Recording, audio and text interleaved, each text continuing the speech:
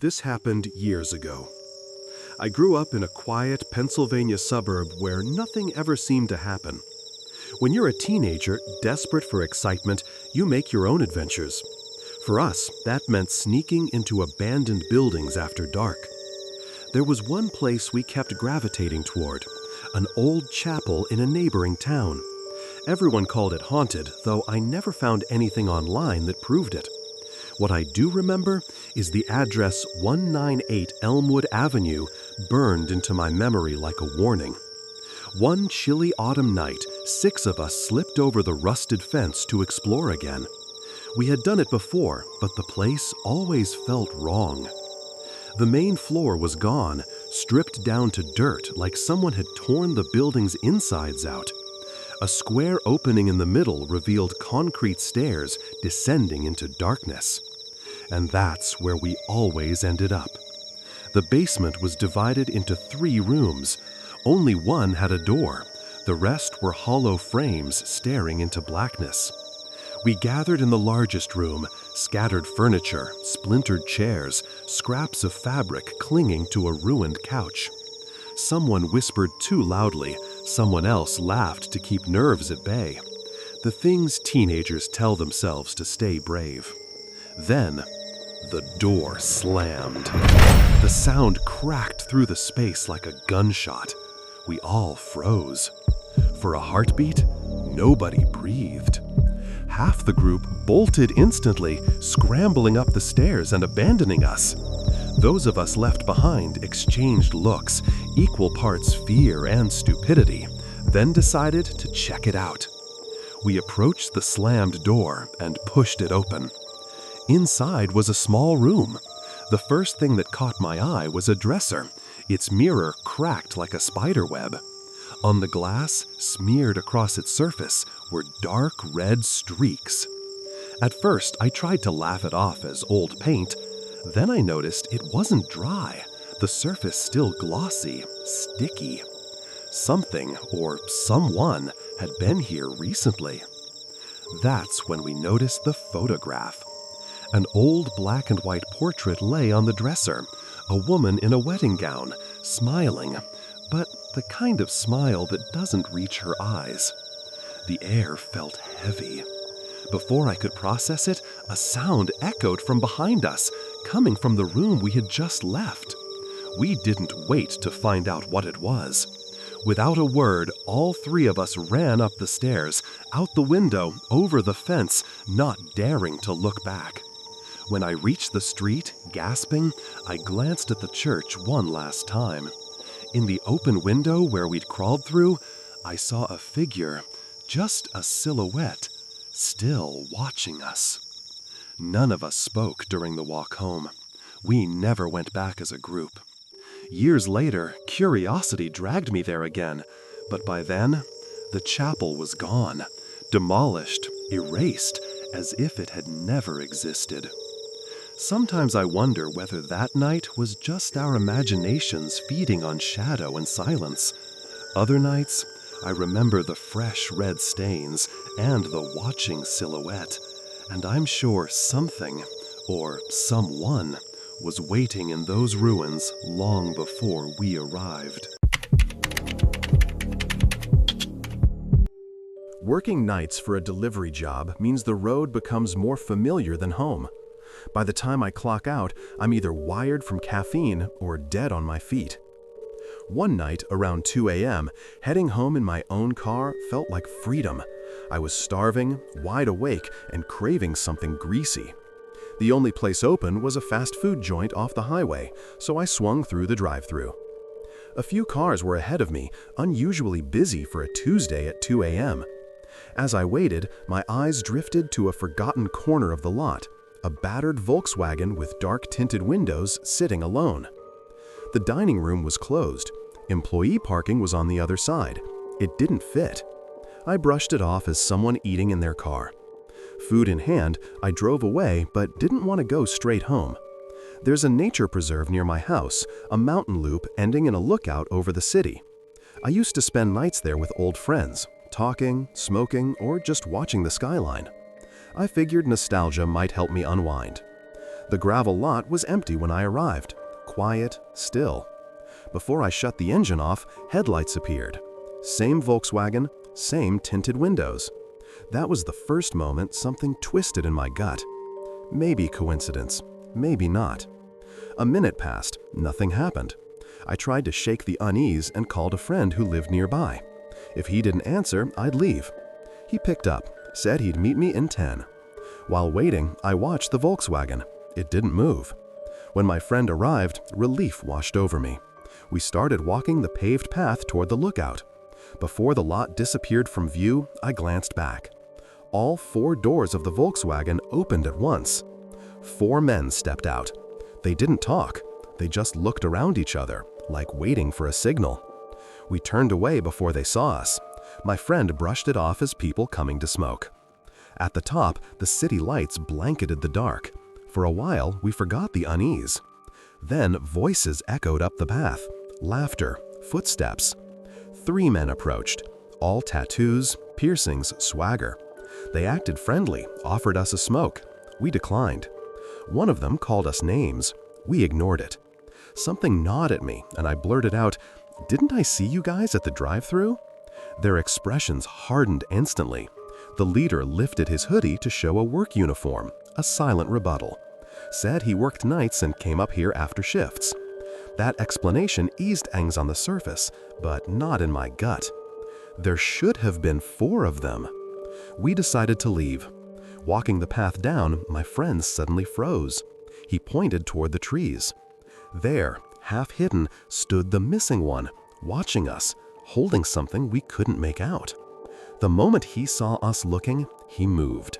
We ran. Footsteps thundered behind us, 4 of them.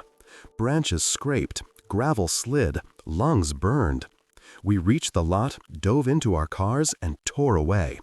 In my mirror, they scrambled into theirs. I refused to drive home. I wasn't leading anyone to my door. My friend and I regrouped at a safe spot, still shaking. He'd snapped a picture of them earlier.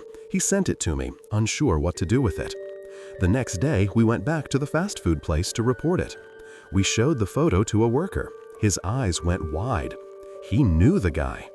Months earlier, the man had stalked an ex-girlfriend who worked there, harassed her, followed her after shifts, ignored restraining orders. Eventually got fired, but kept lurking in the parking lot. Everything clicked. He wasn't hanging out. He was waiting.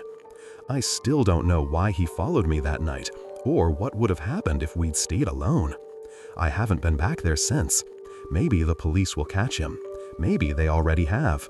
All I know is that I'll never look at isolated overlook points the same way again. I've always enjoyed late-night walks.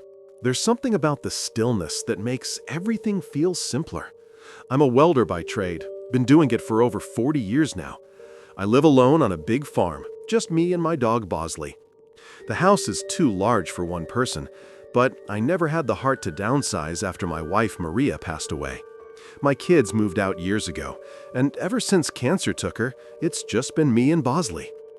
One night, after a long day in the shop, I decided to go for a walk.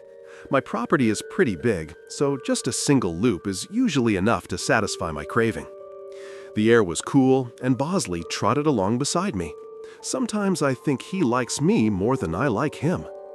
I've walked that loop hundreds of times, but as I was heading back toward the house, I think caught my eye. I glanced up at the second-story window, the one that looks out from the bedroom Maria and I used to share. For a split second, I thought I saw something move. I stopped dead in my tracks, staring up at that window. There was no reason anyone should be in there. I hadn't been in that room in years, couldn't bring myself to. I felt my blood start to boil at the thought of some stranger breaking into my house. I wasn't going to stand for that. I rushed inside, my heart racing, and ran upstairs. The room was empty, just like I'd left it, no sign of anything out of place. I looked everywhere imaginable, but found nothing. Yes, I was pretty freaked out, but I was more angry than anything. I didn't take this kind of thing lightly. I figured I had just seen something that wasn't there. I stood there for a while, feeling foolish, but I couldn't shake the feeling that something had been there. The next night, I woke up to Bosley growling. He's a good dog, never barks unless there's something to bark at. I sat up in my bed, listening. That's when I heard creaking coming from upstairs. It could have just been the sounds of my old house, but my mind went directly to footsteps, which were coming from right above me. I'm sure you could guess which room is directly above mine. I debated grabbing my hunting rifle from downstairs, but didn't want to go that far. If it came down to it, I was fully confident that I could take whatever was up there hand to hand. I grabbed my flashlight and went to check. Again, nothing. The room was exactly the same, untouched. My anger was definitely starting to turn into anxiety at this point. Something didn't feel right in the house. The following night, I came downstairs to find the kitchen lights on. I know I turned them off before bed. I don't leave lights on. There was no question anymore. Someone was in my house. I started to panic. I called the police and told them I thought someone might be sneaking around. They came out, searched the house from top to bottom, but found nothing. They were nice about it, told me to call again if I needed them, but I could tell they didn't believe me. The next night was the worst by far. I couldn't sleep, so I decided to go upstairs and check the bedroom again. I don't know why. Maybe I thought it would settle my mind, but when I opened the door, I froze. There were clothes scattered all over the floor. Maria's clothes.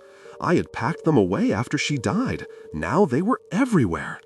Something like this doesn't just happen randomly. And then I saw her. There was a woman standing in the doorway, just staring at me. I couldn't see her face clearly, but I could tell she wasn't Maria. She was too short. I don't know who she was, but she didn't belong there. I had never been so afraid in my life. Without thinking, I ran at her. She turned and bolted down the stairs and out the front door. By the time I got outside, she was gone. I searched the property with Bosley, but there was no trace of her. I didn't sleep that night.